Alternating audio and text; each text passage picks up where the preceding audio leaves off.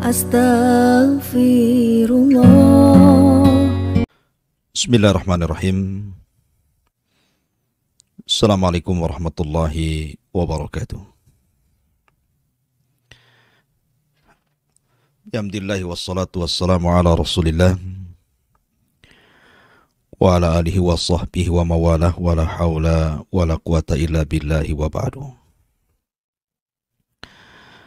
Alhamdulillah, di pagi hari ini Allah subhanahu wa ta'ala masih banyak memberikan nikmat kepada kita, terutama nikmat Islam, iman, dan juga nikmat sehat, serta nikmat kita bisa bertalabul ilmi di pagi hari ini lewat media Kiswah ini.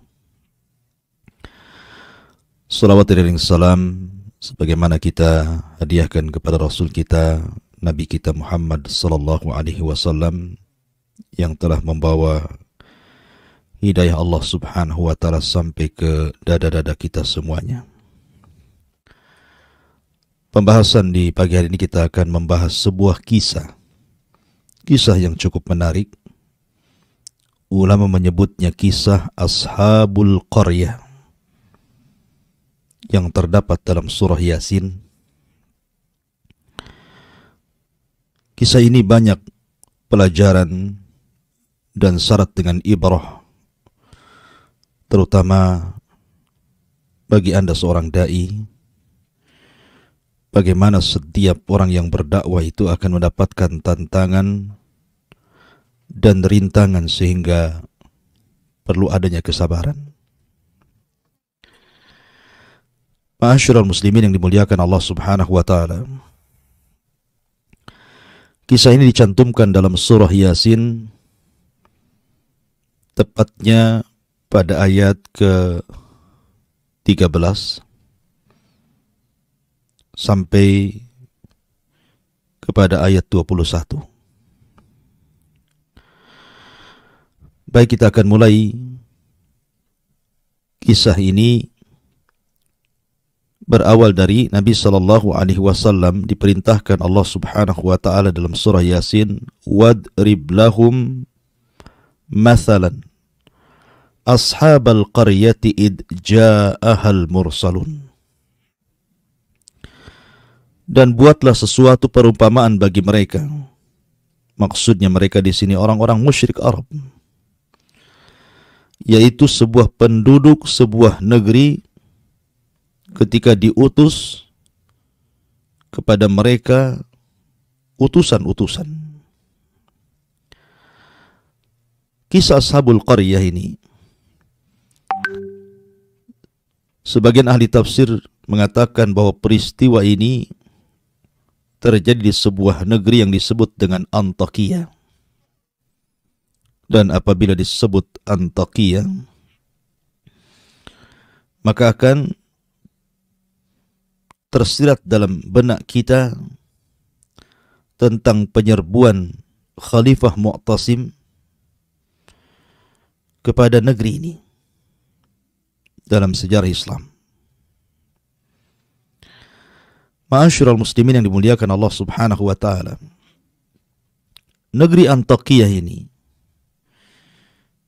Allah subhanahu wa ta'ala takdirkan pemimpinnya persis seperti Fir'aun, memaksakan kehendak dan memaksakan rakyatnya untuk menyembah berhala. Akhirnya kemudian penduduk Antakya pun menjadi para penduduk yang menyembah berhala.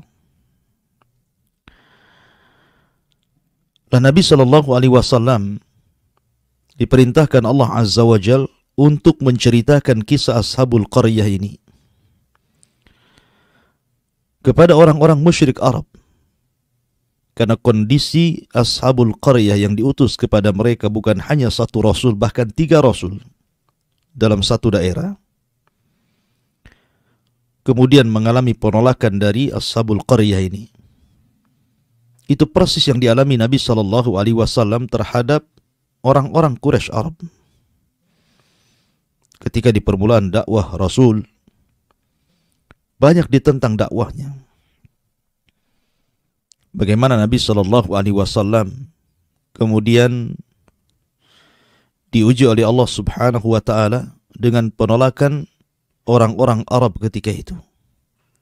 Nabi SAW dikatakan gila, Nabi SAW dikatakan penyihir, dikatakan pemecah belah, bahkan tidak segan-segan terkadang Nabi SAW diancam, bahkan ada upaya pembunuhan. Begitulah dakwah para nabi dan rasul. Maka Allah Subhanahu wa taala berfirman, wadrib lahum mathalan ashabal qaryah, dan buatlah sebuah perumpamaan bagi mereka, yaitu penduduk sebuah negeri, penduduk Antakya, di mana penduduknya para penyembah berhala. Id ja'ahal mursalun, ketika datang kepada mereka utusan-utusan Allah Subhanahu wa taala. Ada yang mengatakan bahwa utusan-utusan ini adalah Hawariyun Isa bin Maryam. Jadi Isa ibn Maryam ketika itu mengutus 3 Hawariyun agar berdakwah di negeri Antakya ini. Awalnya Nabi Musa alaihi salatu wassalam hanya mengutus 2 orang yang kemudian diperkuat dengan 3 orang. Dan nama-nama dari 3 utusan ini, sebagian para ulama tafsir ada yang mengatakan namanya adalah disebutkan di dalam kitab Ibnu Katsir Al-Bidayah wa Nihayah, di mana Rasul yang pertama namanya Sam'un, kemudian yang kedua namanya Yuhana. Ada juga yang mengatakan namanya Sadiq, dan yang kedua namanya Soduk. Dan juga yang mengatakan namanya Sam'an, dan yang kedua namanya Yahya. Itulah permulaan Allah Subhanahu wa taala mengutus 2 utusan ini. Makanya Allah mengatakan id arsalna ilaihimus naini fakadzabuhuma, yaitu ketika kami mengutus kepada mereka 2 utusan. Tetapi penduduk Antakya justru malah mendustakan 2 utusan ini. Kemudian Allah katakan fa'ajazna bithalithin, maka karena 2 tidak cukup, masih didustakan oleh penduduk Antakya, maka diutuslah 1 utusan lagi, seorang Rasul. Diutus kepada mereka 3 nabi sekaligus. Subhanallah.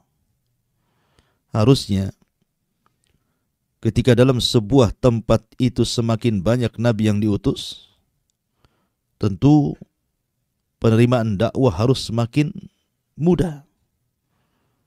Karena 1 orang yang berdakwah tentu akan berbeda dengan 2 atau 3 orang yang berdakwah.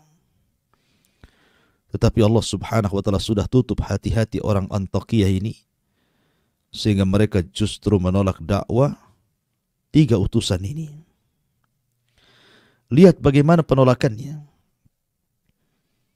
Pertama, dimulai dengan takdzib. Mereka mendustakan 3 utusan yang Allah utus kepada mereka. Faqalu, ketika para utusan itu mengatakan inna ilaikum mursalun, sesungguhnya kami diutus oleh Allah Subhanahu wa taala untuk berdakwah kepada kalian. Lihat jawabannya. Qalu ma antum illa basyarun mithluna wa ma anzala rahmanu min syai'in in antum illa takdzibun. Mereka mengatakan, penduduk negeri itu mengatakan, kamu ini hanyalah manusia seperti kami, dan Allah yang Maha Pengasih tidak menurunkan sesuatu apapun. Sesungguhnya kalian hanya para pendusta saja. Ini awal penentangan Ashabul Qaryah. Menentang para nabi dan rasul yang datang kepada mereka dengan cara takdzib, mendustakan mereka. Dan itulah budaya musuh-musuh para nabi dan rasul. Pertama, takdzib, mendustakan. Persis seperti orang-orang kafir Quraisy. Mereka mendustakan risalah Nabi SAW, menentangnya, bahkan berusaha untuk memadamkannya. Ma'asyiral muslimin yang dimuliakan Allah Subhanahu wa ta'ala, dan tidak aneh, siapapun yang mendakwahkan dakwah Rasul hatta sampai hari ini, menyampaikan tauhid, pasti akan ada orang-orang yang mendustakan dakwah tauhid. Karena itu sunnatul dakwah. Pernah dialami para nabi dan rasul. Seperti kisah dalam Ashabul Qaryah ini. Diutus kepada sebuah negeri Antakiyah sekaligus 3 nabi. 3 utusan Allah Subhanahu wa ta'ala. Ada yang mengatakan 3 hawariyun yang diutus Isa bin Maryam. Ma'asyiral muslimin yang dimuliakan Allah Subhanahu wa ta'ala. Lihat bagaimana jawaban para rasul. Dengan bijaknya mereka mengatakan, qalu rabbuna ya'lamu inna ilaikum lamursalun wa ma 'alaina illal balagul mubin. Maka para rasul itu menjawab, Tuhan kami mengetahui sesungguhnya kami adalah utusan-utusan Allah kepada kalian, dan kewajiban kami hanyalah menyampaikan perintah Allah dengan jelas. Seolah-olah para rasul mengatakan, kalian mau beriman atau tidak dengan kami, itu urusan kalian. Tetapi kami datang diutus oleh Allah Subhanahu wa ta'ala untuk mendakwahkan kalian. Ma'asyiral muslimin yang dimuliakan Allah Azza wa Jalla, maka mulailah 3 utusan Allah Azza wa Jalla ini menyeru manusia ke dalam tauhid, memberantas kesyirikan, mengatakan kepada mereka bahwa berhala-berhala itu tidak mendatangkan manfaat dan tidak mencegah madarat. Kembali kepada tauhid. Tapi mereka malah mengatakan, kalian ini hanya manusia sama seperti kami. Seolah-olah mereka mengatakan, kalau memang Allah Subhanahu wa ta'ala mau, kenapa Allah tidak mengutus malaikat kepada kami? Kenapa mesti kalian yang diutus? Subhanallah. Padahal Allah Subhanahu wa ta'ala mengatakan, lau ja'alnahu malakan la ja'alnahu rajulan. Sekiranya Allah Subhanahu wa ta'ala mengutus seorang malaikat sekalipun untuk menjadi seorang rasul, tetap malaikat itu tidak mungkin dalam bentuk aslinya. Maka Allah katakan, seandainya kami jadikan rasul itu malaikat, la ja'alnahu rajulan, tentu kami juga akan membentuk dia seorang laki-laki, seorang manusia. Tidak mungkin malaikat dalam bentuk asli berdakwah. Seperti Jibril yang memiliki 600 sayap, kemudian muncul di tengah-tengah manusia, mendakwai manusia, bukan diterima, malah ketakutan orang. Artinya bahwa ketika Allah Subhanahu wa ta'ala mengutus seorang nabi, seorang rasul dari kalangan manusia itu supaya mudah ditiru. Kalau seandainya rasul kita, nabi kita adalah malaikat, bagaimana cara menirunya? Malaikat itu tidak makan, malaikat itu tidak minum, malaikat tidak menikah, malaikat tidak punya keturunan. Dan banyak sekali perbedaan kita dengan malaikat. Sehingga kalau seandainya rasul kita malaikat, macam mana kita akan meniru cara makannya, cara minumnya, cara nikahnya, cara mendidik anaknya, sementara mereka tidak memiliki itu semua. Makanya Allah Subhanahu wa ta'ala mengutus manusia supaya mudah ditiru. Karena manusia itu nampak bagaimana cara makannya seorang nabi, kita tiru. Bagaimana cara minumnya seorang nabi, bagaimana cara ibadahnya, dan begitu seterusnya. Tetapi yang dikehendaki penduduk Antakya ini hanya sekedar mendustakan Rasul karena sombongnya mereka. Ini penolakan pertama. Penolakan yang kedua, istihza. Mulai mereka kemudian istihza, mengolok-olok 3 utusan ini. Lihat bagaimana Allah menggambarkan mereka memperolok nabi-nabi yang diutus kepada mereka. Qalu inna tatayyarna bikum la illam tantahu lanarjumannakum wa la yamassannakum minna adzabun alim. Qalu inna tatayyarna bikum. Allah Subhanahu wa taala berfirman, sesungguhnya kami bernasib sial karena kalian. Lihat, mulai mengejek. Dulu sebelum datang kalian, kami tenang-tenang saja. Kami baik-baik saja. Tapi setelah datang kalian kemari, yang konon kalian mendakwahkan dakwah yang benar kepada kami jadi sial. Ini istihza. Mengolok-olok nabi yang diutus kepada mereka, seolah-olah kesialan itu datang dari para nabi. Padahal kesialan itu datang dari diri-diri masing-masing. Kemudian yang ketiga, mulailah dari takdzib, mendustakan. Kemudian mengolok-olok, sekarang tahdid, mulai mengancam. Apa ancamannya? La illam tantahu lanarjumannakum wa la yamassannakum minna adzabun alim. Sungguh jika kalian tidak berhenti berdakwah, menyeru kami, niscaya kami akan rajam kamu dan kami pasti akan merasakan siksa yang sangat pedih dari kami. Mulai diancam. Begitulah tabiat musuh-musuh para nabi dan rasul. Musuh-musuh kebatilan. Musuh-musuh ketika mereka menentang dakwah yang benar.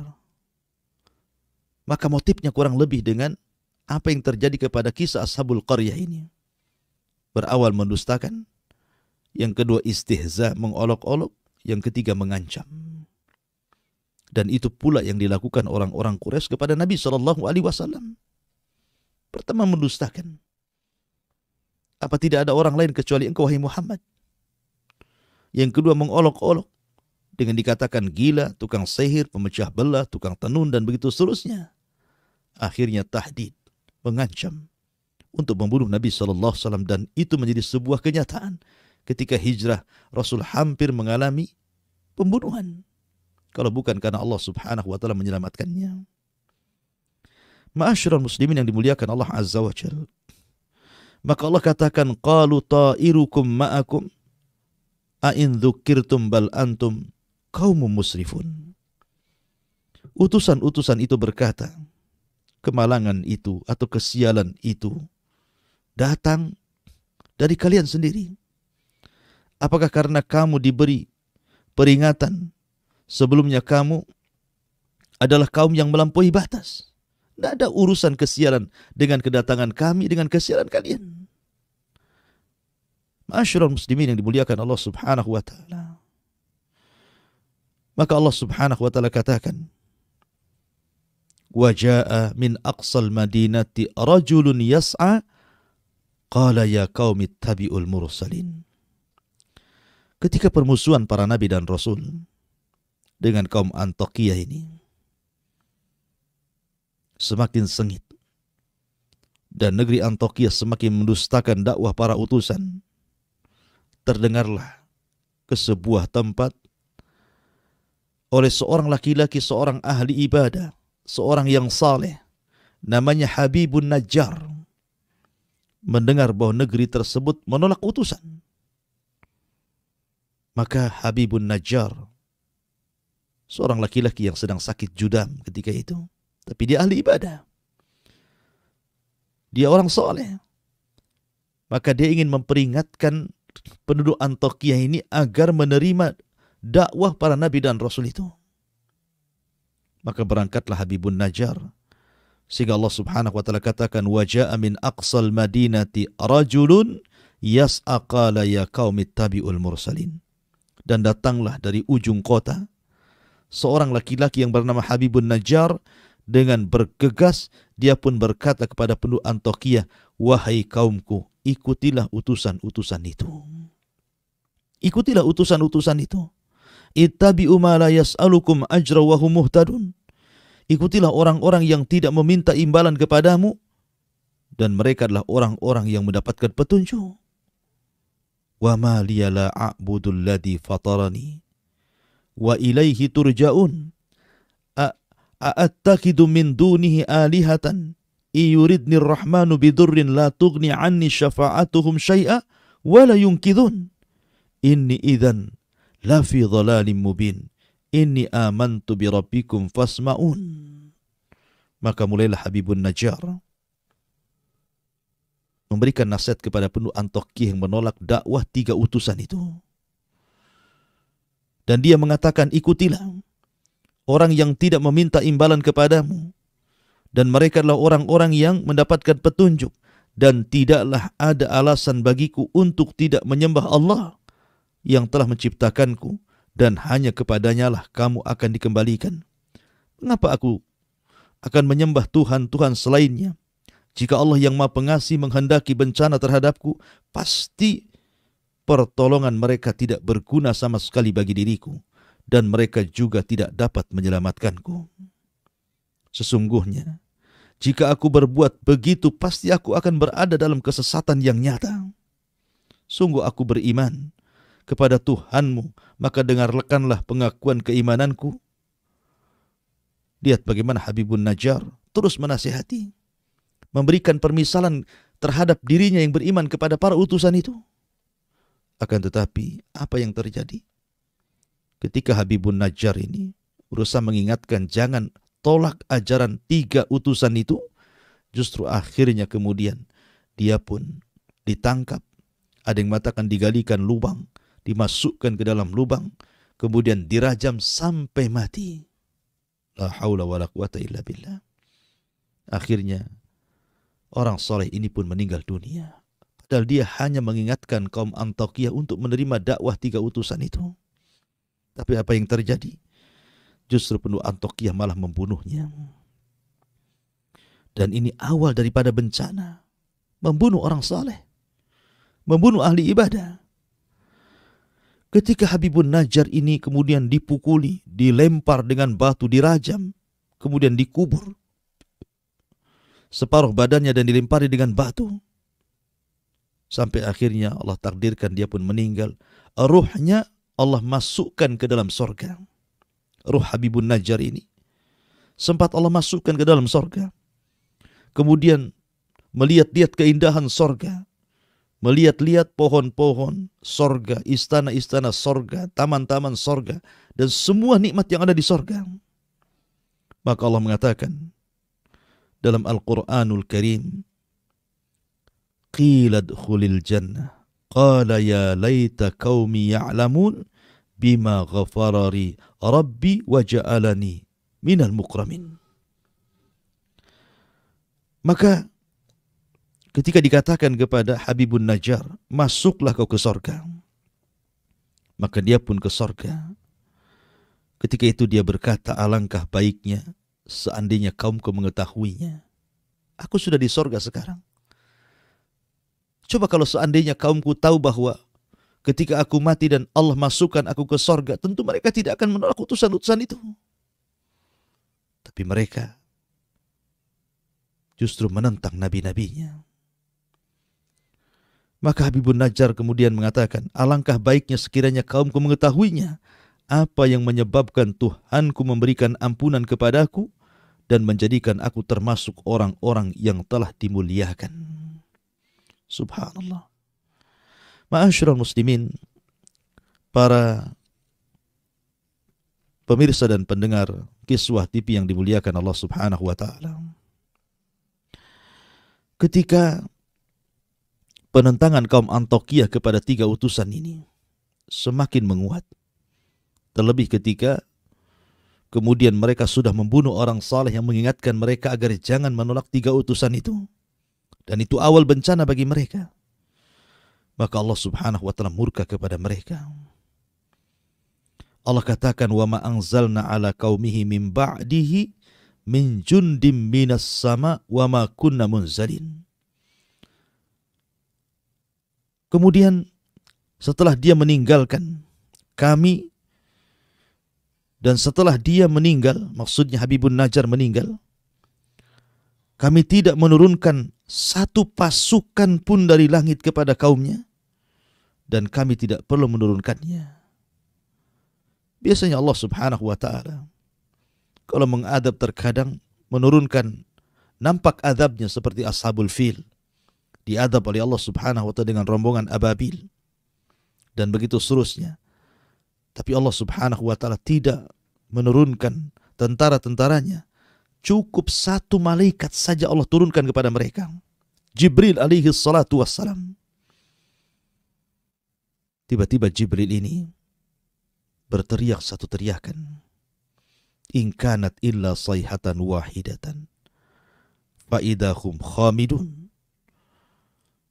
Tidaklah Jibril itu kecuali hanya teriak satu teriakan saja. Satu teriakan saja, tidak lebih. Tapi apa yang terjadi? Yang terjadi, Allah mengatakan faidahum khamidun. Tiba-tiba mereka semua berkelimpangan mati, tidak bernyawa. Tidak ada satupun yang selamat dari negeri Antakya itu. Lihat bagaimana akhir daripada para penentang para nabi dan rasul. Allah adab mereka. Ma'asyiral muslimin yang dimuliakan Allah Subhanahu wa ta'ala.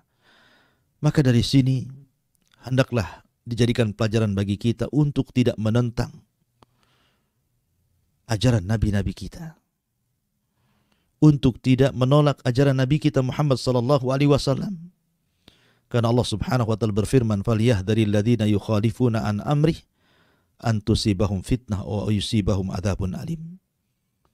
Hendaklah takut orang-orang yang menyelisih perintah Rasulnya akan ditimpakan kepada mereka fitnah, atau boleh jadi akan ditimpakan kepada mereka adab yang sangat pedih.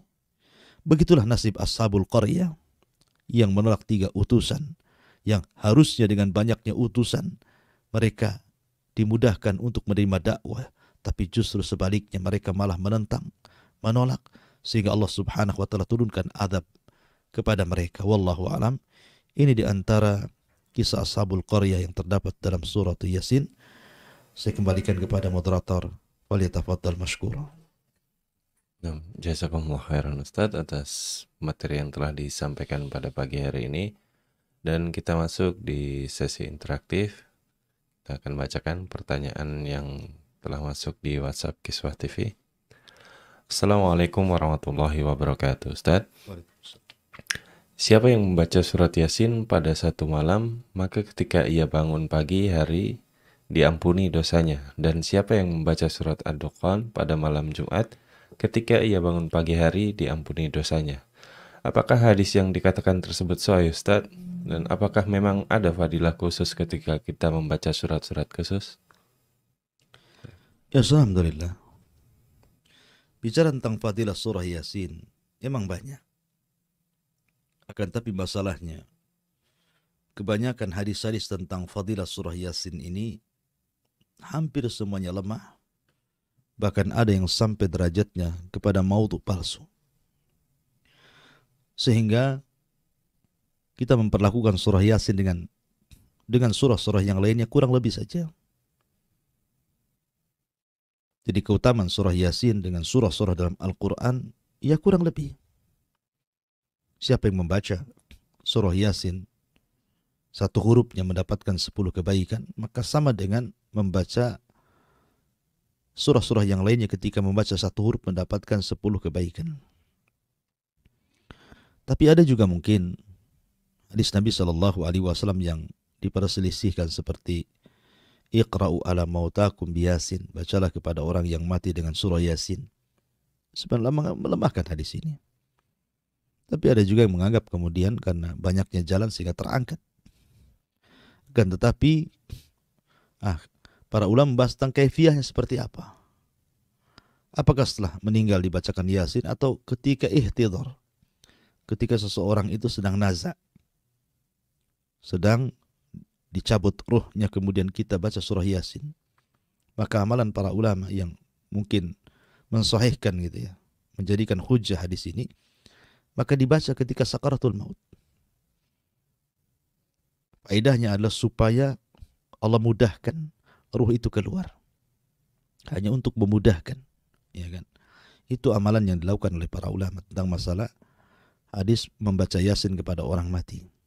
Walaupun sekali lagi Ulama yang lain mengatakan bahwa hadis ini lemah. Ya, hadis ini tidak bisa dijadikan hujjah. Wallahu a'lam. Nah, jazakumullah khairan Ustaz atas penjelasannya.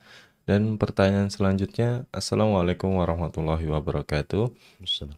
Apakah haram hukumnya Ustadz jika terkadang banyak orang yang menafsirkan Al-Quranul Karim dengan sekadar akal tanpa dilandasi oleh ilmu?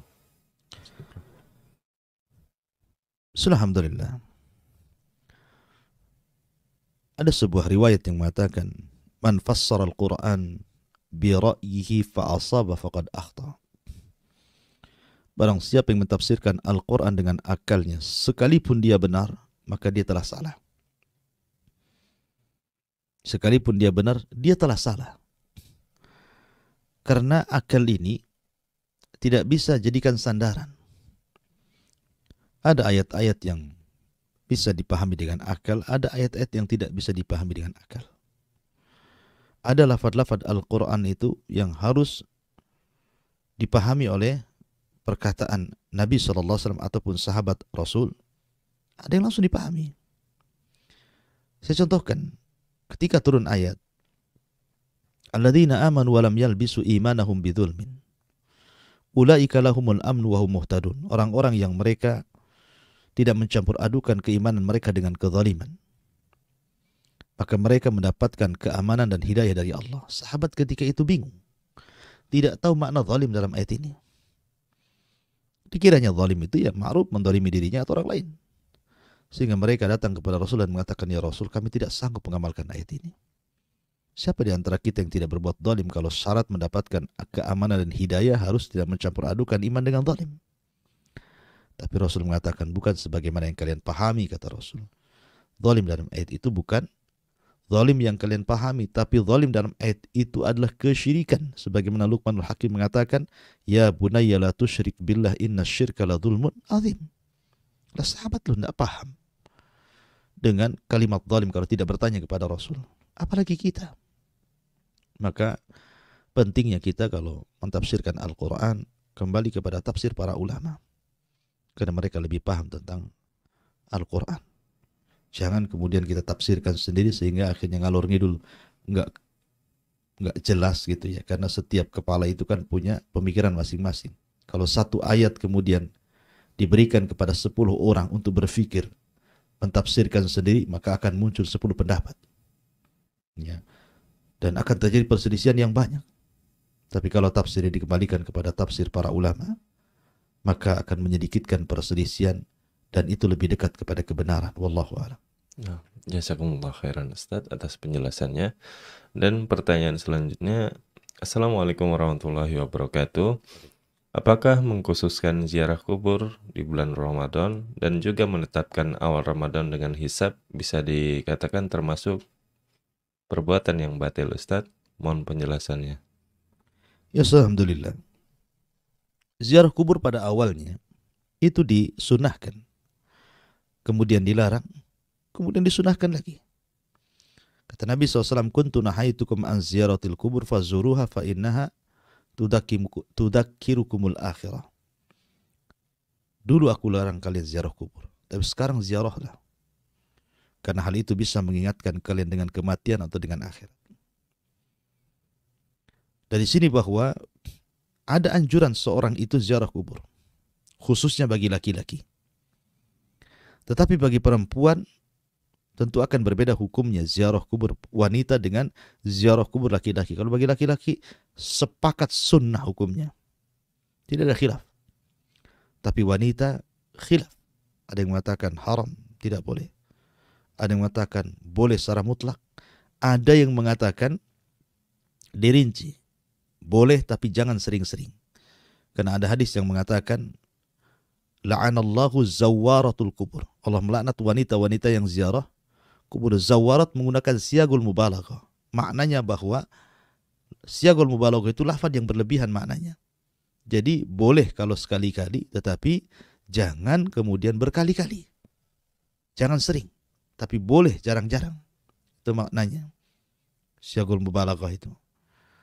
Tapi yang jelas bahwa ziarah kubur sunnah.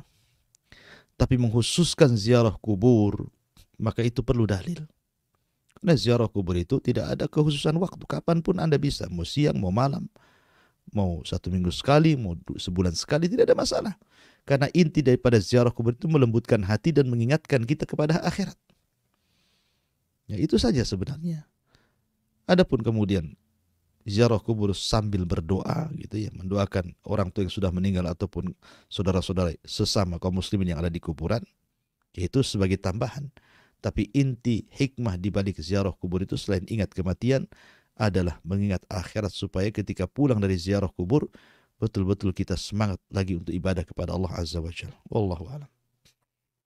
Nah, jazakumullah khairan Ustaz atas penjelasannya. Dan satu pertanyaan terakhir Ustaz. Assalamualaikum warahmatullahi wabarakatuh. Apakah boleh kita mengkhususkan surat tertentu dalam Al-Quran dengan mengulangi bacaan atau mendengarkan karena memiliki efek pada jiwa kita? Mengkhususkan membaca Quran, Nah, surat maksudnya. ya, membaca surat tertentu. Ya, tidak ada masalah.